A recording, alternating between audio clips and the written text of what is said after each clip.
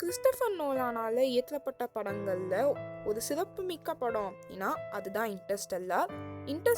2014 வந்த ஒரு படம். இந்த படம் IMDb 8.7 அவுட் ஆஃப் 10 வாங்கிய படம். இந்த படம் ஒரு எபிக் சயின்ஸ் ஃபிக்ஷன் படம். கிறிஸ்டோபர் நோலான் இந்த படத்தை பண்ணுறதுக்காக இன்ஸ்பிரேஷனை 1968 வந்த படம் 2001 A Space Odyssey Stanley cupric இயற்றிய படத்துல இருந்து தான் இன்ஸ்பிரேஷனே எடுத்தாரு. 2067 ஒரு குளோபல் ஃபெமைன் வருது. அதனால நிறையா ஃபேமிலிஸ் ஃபார்மிங் போயிடுறாங்க. அதில் ஒரு ஃபேமிலி தான் கூப்பரோட ஃபேமிலி. கூப்பர் அவரோட மகளான மர்ஃபோட பெட்ரூமில் ஒரு கிராவிடேஷனல் அனாமலியை கண்டுபிடிக்கிறாரு. அவரோட GPS கோஆர்டினேட்ஸை வச்சு அவரோட பேட்டர்னை கண்டுபிடிச்சு ஒரு நாசா ஃபெசிலிட்டி வராது. நாசாவோட சீக்ரெட் மிஷன் ஒரு வார்ம் ஹோல் சாட்டன் பக்கத்தில் இருக்குது. அது ஒரு கேலக்சிக்கு கொண்டு போகும். அதில் 3 பிளானட்ஸ் இருக்குது. கேர்கான்டுவா அப்படிங்கிற பிளாக் ஹோலை ஆர்பிட் பண்ணி அதில் லைஃப்பை சப்போர்ட் பண்ணுமா அப்படின்றத செக் பண்ணணும். ஸோ டாக்டர் பிராண்ட் கூப்பரை தான் அந்த ஸ்பேஸ் ஷிப்பை பைலட் பண்ண சொல்கிறாரு. ஏன்னா அவருக்கு பாஸ்ட் எக்ஸ்பீரியன்ஸ் இருக்குன்னு. அவரோட குழந்தைங்கள விட்டுட்டு போகிறாரு அண்ட் திரும்ப வருவேன்னு ப்ராமிஸ் பண்ணுறாரு. அவர் என்டியூரன்ஸ் ஸ்பேஸ் ஷிப்பில் ராமிலி, டாய்லே, பிராண்டோட டாட்டரான அமீலியா, டார்ஸ் அண்ட் கேஸ் அப்படின்ற ரோபோட்ஸோட கிளம்புறாங்க. ஃபர்ஸ்ட் பிளானட்டில் வராங்க. பட் அங்கே டாய்லே இறந்து போயிடுறாரு டக்குன்னு வேவ்ஸ் வந்ததுனால. இவங்க திரும்ப வராங்க கூப்பரும் அமீலியாவும். பட் அவங்க கண்டுபிடிக்கிறாங்க ஏர்த்தில் 23 வருஷம் ஆயிடுச்சுன்னு.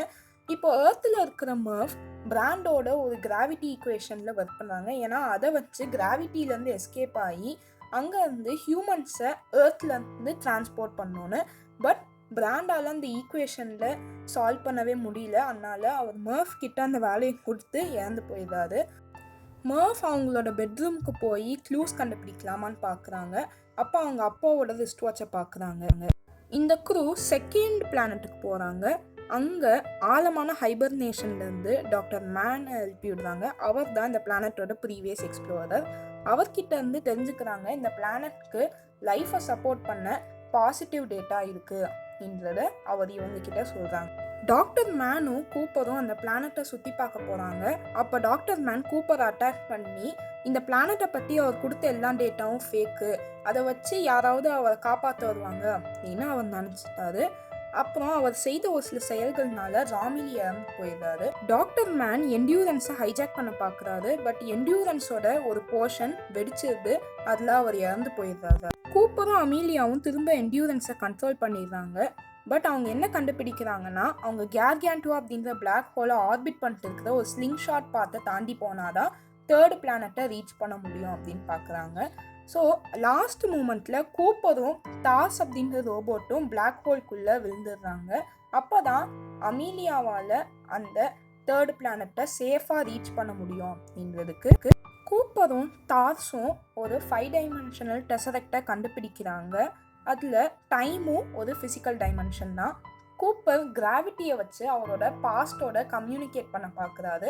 அதில் கண்டுபிடிக்கிறாரு அவர் தான் அவருக்கே இந்த நாசா கோஆர்டினேட்ஸை அனுப்பிச்சு அந்த மிஷனை ஸ்டார்ட் பண்ணது அப்படின்றதையும். அவங்க மிஷன் பிளாக் ஹோல்லேருந்து கிராவிட்டி டேட்டாவை மர்ஃப் கிட்ட கொடுத்து பிராண்டோட கிராவிட்டி ஈக்குவேஷனை சால்வ் பண்ண வைக்கிறது தான் அப்படின்றதையும் ரியலைஸ் பண்ணிடுறாங்க.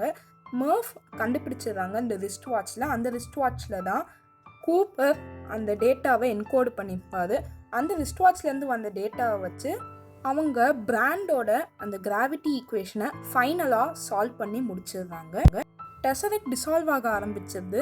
அதனால கூப்பரும் டார்ஸும் சாட்டனோட ஆர்பிட்டுக்கு வராங்க. அங்கே ஒரு ஓனேர் சிலிண்டர் 22nd செஞ்சுரியிலேருந்து அவங்கள பிக்கப் பண்ணிடுது. கூப்பர் ஒரு ஸ்பேஸ் ஸ்டேஷனில் நிற்கிறாங்க. அங்கே அவர் மர்ஃபோட மீட் பண்ணுறாரு.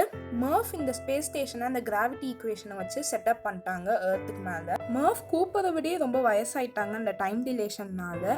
இப்போ சாவ போகிற மர்ஃப் கூப்பர் கிட்ட அமீலியாவை கண்டுபிடிக்க சொல்கிறாங்க. கூப்பரும் டார்ஸும் 3rd பிளானட்டுக்கு கிளம்ப ஆரம்பிச்சிடுறாங்க. அமீலியா 3rd பிளானட்டில் ஒரு புது காலனியை செட்டப் பண்ணிட்டு இருக்காங்க. அங்கே அவங்க ஹெல்மெட்டை ரிமூவ் பண்ணி ஏரில் ப்ரீத் பண்ணுறாங்க.